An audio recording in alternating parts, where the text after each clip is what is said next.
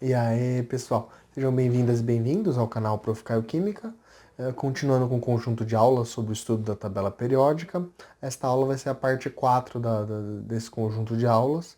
E nesta parte vamos comentar um pouquinho mais sobre a divisão, né, entre os elementos químicos da tabela periódica entre metais, ametais, gases nobres e o hidrogênio, né, um elemento atípico aí nessa divisão. E vamos explicar um pouquinho das propriedades gerais de cada um desses grupos que eu citei agora. Querem aprender um pouquinho mais sobre essas propriedades e esses grupos? Se sim, vem comigo então.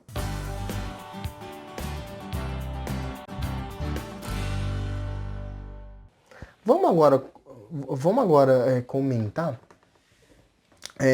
dentro da tabela periódica daquelas divisões que eu comentei anteriormente, da divisão que a gente pode separar em alguns grupos da tabela periódica. Assim, além de separar naqueles grupos de família que a gente vê lá em cada coluna vertical da tabela, a gente pode separar também alguns grupos que têm propriedades similares entre eles, principalmente propriedades tanto físicas quanto químicas, na verdade.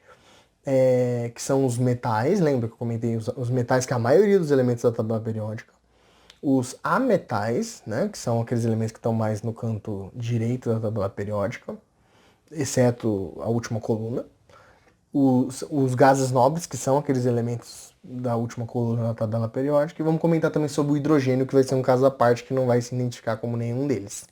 Vou explicar o porquê depois. Primeiro vamos falar das propriedades dos metais. Os metais, uma das características importantes de qualquer metal, a gente pode comentar qualquer metal cálcio, metal ferro, metal. Todos eles normalmente têm uma tendência de formar o que a gente chama de cátions, quando eles vão formar composto químico.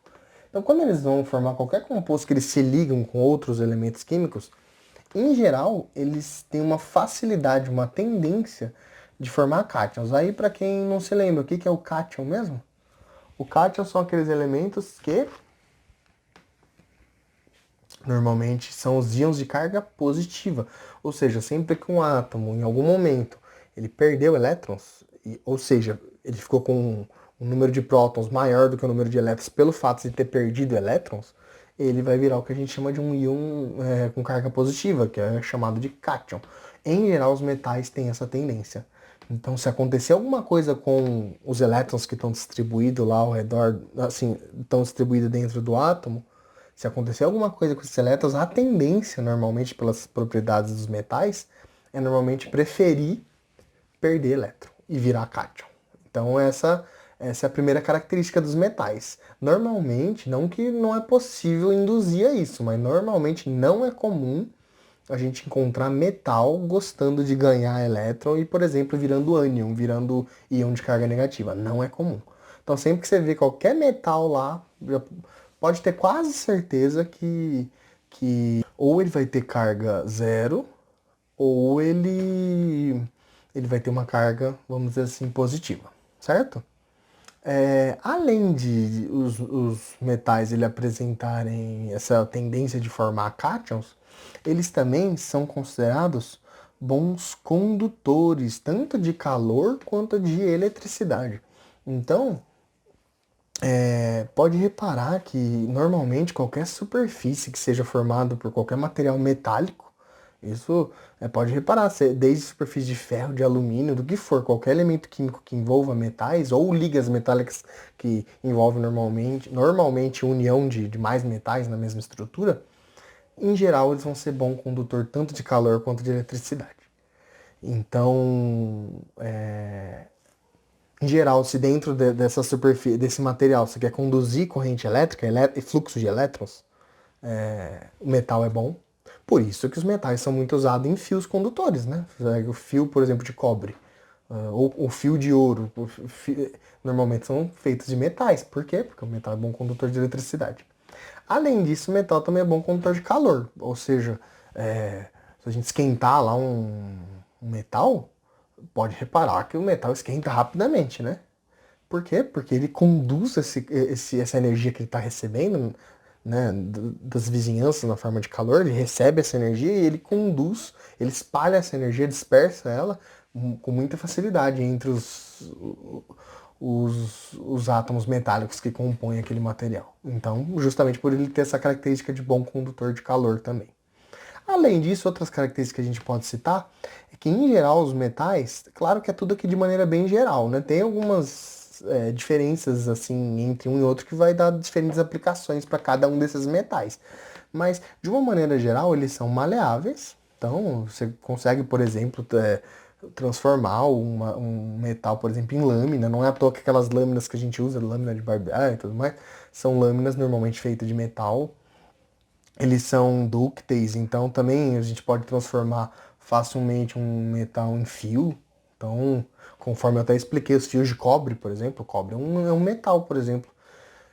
Eles possuem também um brilho característico, então normalmente o brilho metálico é aquele brilho bem acentuado, né? Pode reparar que as superfícies metálicas normalmente têm um brilho característico que também é relacionado muito com a sua estrutura eletrônica e que os metais apresentam. Em geral, os metais eles são sólidos quando a gente fala na temperatura ambiente, normalmente 25 graus Celsius, né? E também na pressão, vamos dizer assim, a nível do mar, 1 atm.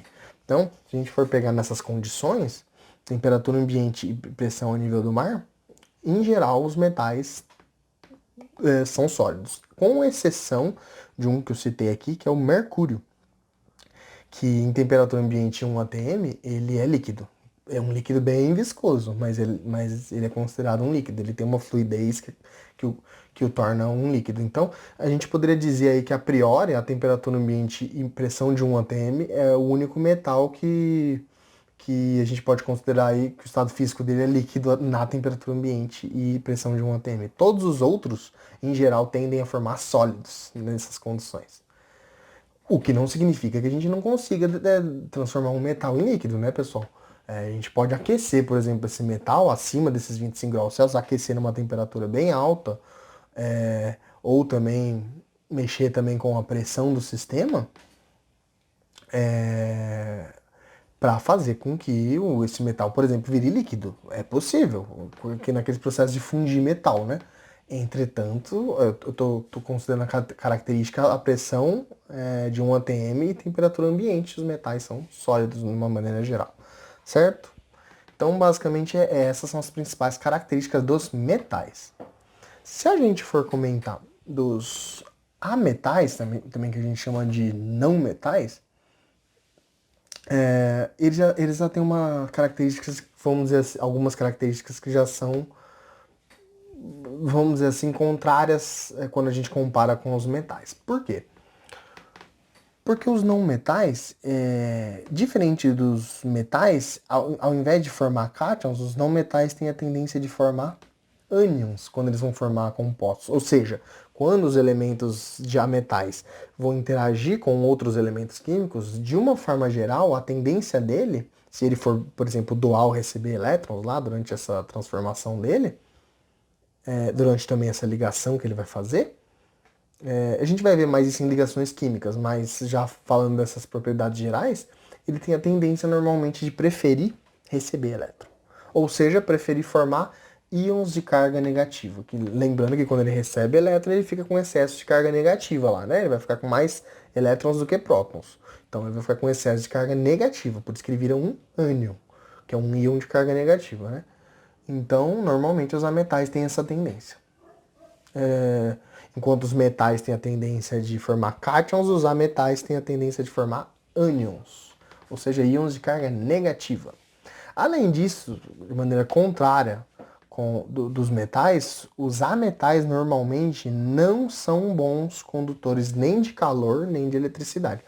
Então, aqueles materiais que a gente considera lá como isolante térmico, isolante que não conduz bem eletricidade, normalmente esses materiais, muitos deles são feitos, por exemplo, de elementos não metálicos, ou seja, de elementos de ametais.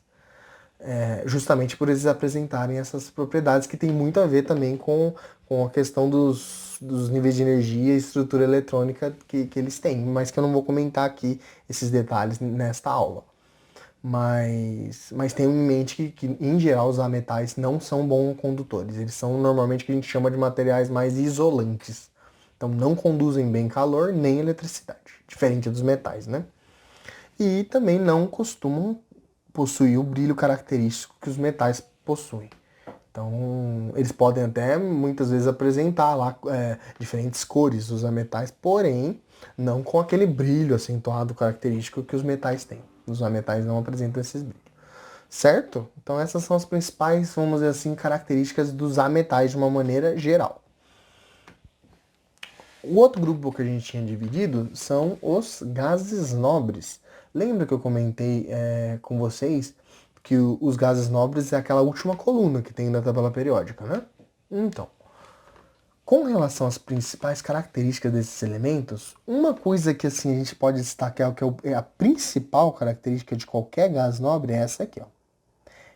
Inércia química. Eles não possuem tendência de doar ou receber elétrons quando interagem com outro, com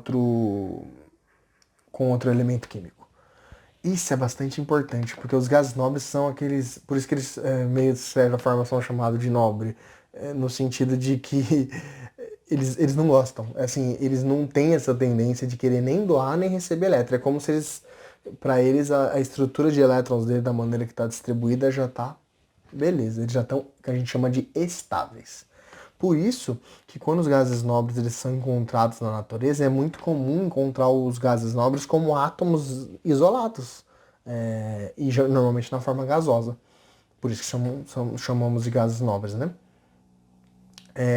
Por quê? Justamente porque eles não gostam de interagir um elemento com outro para formar ligações químicas, formar compostos com mais elementos químicos. Eles não gostam. Justamente por causa da característica da estrutura eletrônica deles, que para eles já está estável. Eu vou comentar um pouco mais sobre essa questão da estrutura eletrônica dos gases nobres quando a gente for iniciar as aulas de ligações químicas. Então, quando eu for dar uma introdução às ligações químicas, eu vou comentar sobre a estrutura eletrônica dos gases nobres com mais profundidade, vamos dizer assim. Mas o que importa vocês saberem nesse momento é que os gases nobres normalmente não gostam de interagir com outros elementos, de reagir, de doar ou receber elétrons, ele não gosta. E também não gosta de formar compostos espontaneamente. Professor, mas eu já ouvi falar que tem gás nobre que forma composto químico com outros elementos químicos. Tem, pessoal, só que assim, em geral não vai ser espontâneo. Vai ser uma coisa que você vai ter que induzir, vai ser algo que você vai forçar com que aquele gás nobre reaja com outro elemento químico para formar compostos com outros elementos. Então tem como ele produzir compostos de gases nobres. Entretanto, nunca espontaneamente, sempre vai ser induzido de alguma forma. Então isso é importante salientar, porque espontaneamente o gás nobre não quer reagir com ninguém. Ele tem essa questão da inércia química, né? Ele quer se manter ali no mesmo estado que ele está, que é o estado atômico, sem interagir com ninguém, né? Beleza? Então, basicamente, essas são as principais características dos gases nobres, que é aquela última coluna da tabela periódica. E para terminar essa parte da classificação desses grupos que eu falei para vocês, metais, ametais, aí tem os gases nobres e vamos falar também do hidrogênio. Por que o hidrogênio, esse elemento, estou falando de maneira separada dos outros? Porque o hidrogênio ele é um elemento que a gente chama de elemento atípico no sentido de que ele não tem propriedades similares, vamos dizer assim, que se enquadra de tantas propriedades químicas quanto físicas que se enquadra dentro de um dos grupos da tabela periódica. Lembra que a gente divide os grupos lá, as famílias? O hidrogênio não se enquadra em nenhuma. O principal motivo é que, tipo, o hidrogênio ele tem uma característica que ele pode agir tanto como, por exemplo, como os metais fazem, de doar elétrons e dentro de uma estrutura química formar íons de carga positiva, que é o íon que a gente chama de H+, né? Os prótons.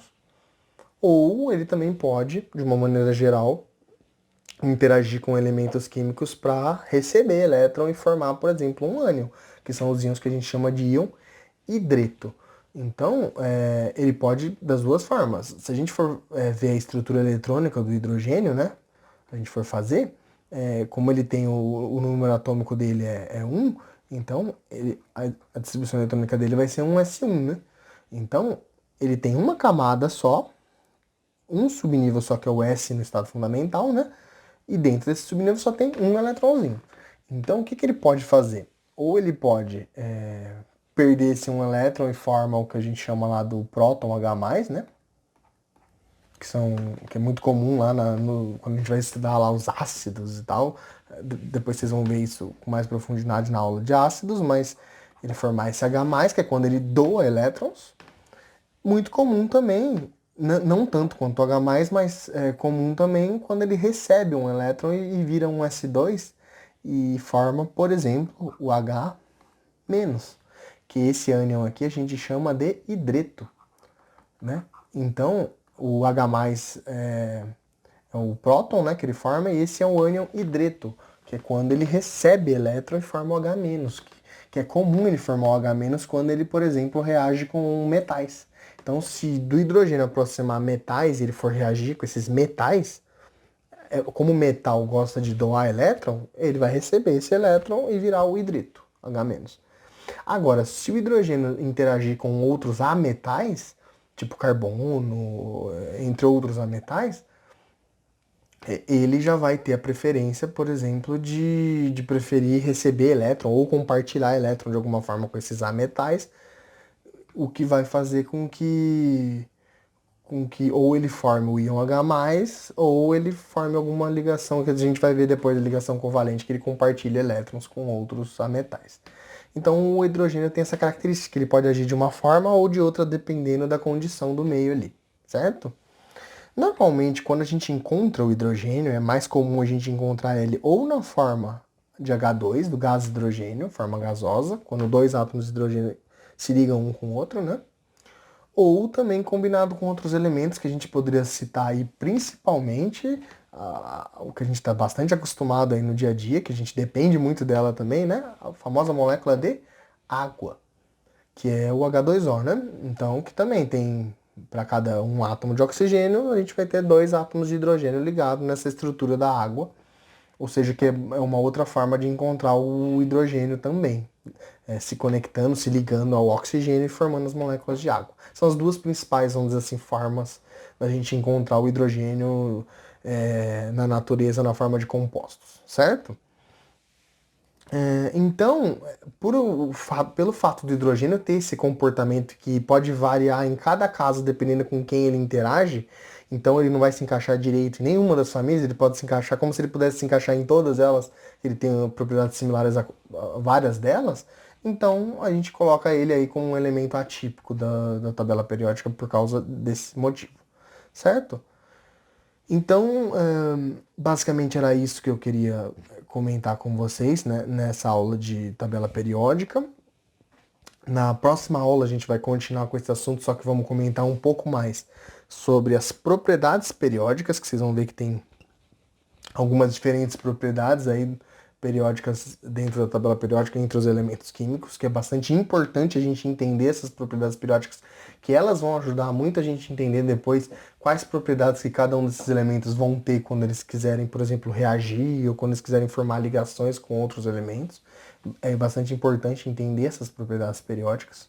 E para saber também, conforme a estrutura da tabela periódica, como que varia cada uma dessas propriedades dentro das tendências da tabela periódica, né?